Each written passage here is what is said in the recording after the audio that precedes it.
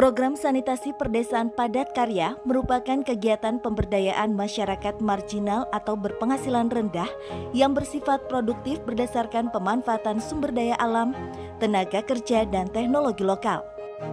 Program ini diharapkan dapat mendukung upaya pengurangan kemiskinan, meningkatkan pendapatan, dan menurunkan angka stunting.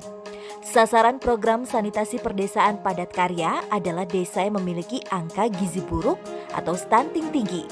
Desa tersebut meliputi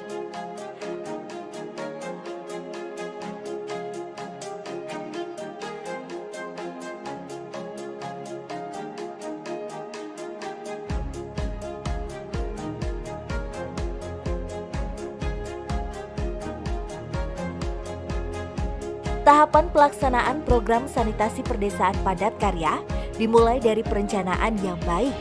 Salah satu unsur perencanaan dalam program ini adalah proses pemetaan sosial.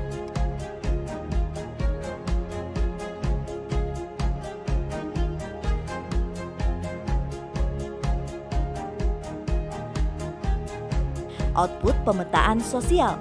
Data geografi yang terdiri dari letak wilayah topografi, aksesibilitas lokasi, data demografi yang terdiri dari jumlah penduduk, komposisi penduduk menurut usia, jenis kelamin, mata pencaharian, agama, pendidikan, jumlah MBR. Data sanitasi penduduk. Long list calon penerima manfaat program.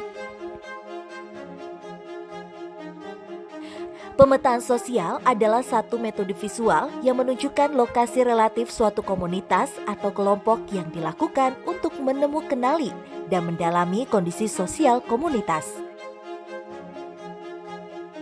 Tata cara pemetaan sosial meliputi pemetaan sosial dilakukan oleh TFL bersama aparat desa, dibantu oleh kader masyarakat dan sanitarian setempat.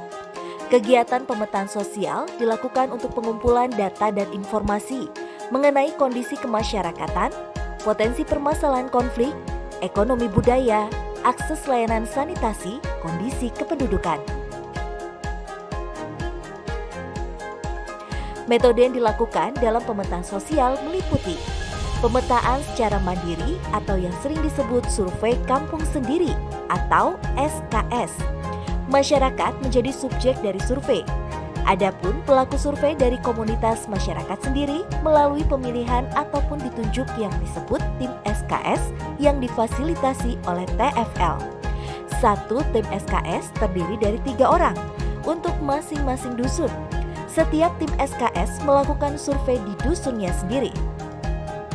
Transekwalk adalah media atau tools untuk menggambarkan dan menunjukkan lokasi dan sebaran sumber daya, kawasan, penggunaan, dan status lahan.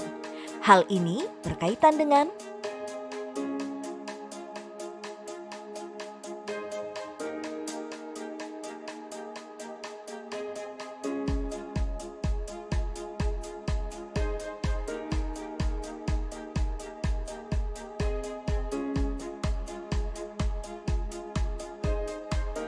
dari peta Transekwalk inilah dapat tergambar secara real kondisi calon titik lokasi. Pemetaan sanitasi tingkat desa atau kelurahan untuk melihat antara lain. 1. Kondisi kerawanan sanitasi tingkat desa atau kelurahan. Kondisi air bersih. Kondisi air limpah. Kondisi drainase. Kondisi persampahan.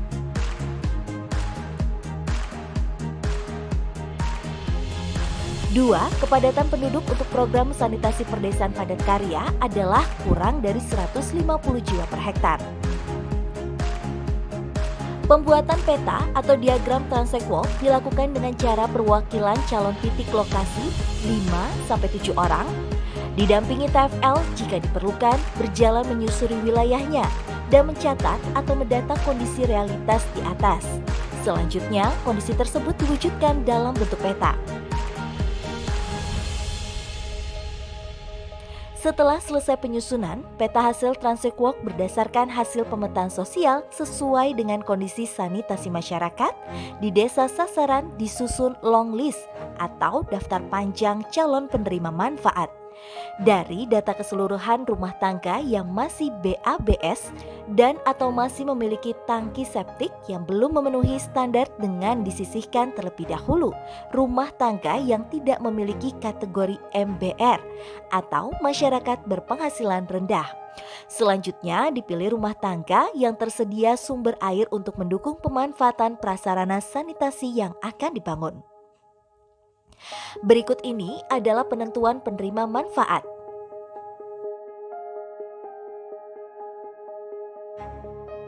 Secara skematis, penyusunan long list atau daftar panjang calon penerima manfaat digambarkan sebagai berikut. 1. Keluarga yang memiliki ibu hamil yang termasuk dalam masyarakat berpenghasilan rendah atau MBR. 2. Keluarga yang memiliki bayi di bawah usia 3 tahun atau batita yang termasuk dalam masyarakat berpenghasilan rendah atau MBR. 3. Keluarga yang memiliki anak stunting yang termasuk dalam masyarakat berpenghasilan rendah atau MBR. 4. Keluarga yang memiliki anggota keluarga yang berkebutuhan khusus atau difabel yang termasuk dalam masyarakat berpenghasilan rendah atau MBR. 5. Keluarga yang masih melakukan BABS dan tidak mempunyai akses sanitasi yang termasuk masyarakat berpenghasilan rendah atau MBR. 6. Keluarga yang belum mempunyai akses sanitasi berupa tangki septik dan toilet yang layak yang termasuk dalam masyarakat berpenghasilan rendah atau MBR. 7. Keluarga yang tidak mempunyai mata pencaharian tetap yang termasuk dalam masyarakat berpenghasilan rendah atau MBR. 8. Keluarga yang berpenghasilan rendah atau MBR tidak mempunyai akses sanitasi atau limbah domestik belum dikelola dengan baik. Apabila terjadi kondisi yang sama berdasarkan skala prioritas, maka urutan ranking ditetapkan berdasarkan jumlah jiwa dalam satu rumah tangga. Rumah tangga yang memiliki skala prioritas yang sama, tetapi lebih banyak lebih berhak mendapatkan bantuan. Sesuai dengan pemetaan sosial di tingkat desa yang menghasilkan daftar panjang penerima manfaat dengan mempertimbangkan 1. Urutan ranking prioritas calon penerima manfaat. 2. Kebutuhan prasarana sanitasi calon penerima manfaat. 3. Harga dan biaya pembangunan prasarana sanitasi, bilik toilet, septic tank dan resapan, instalasi pendukung. Terakhir, beberapa hal yang harus diperhatikan TFL dalam pemetaan sosial.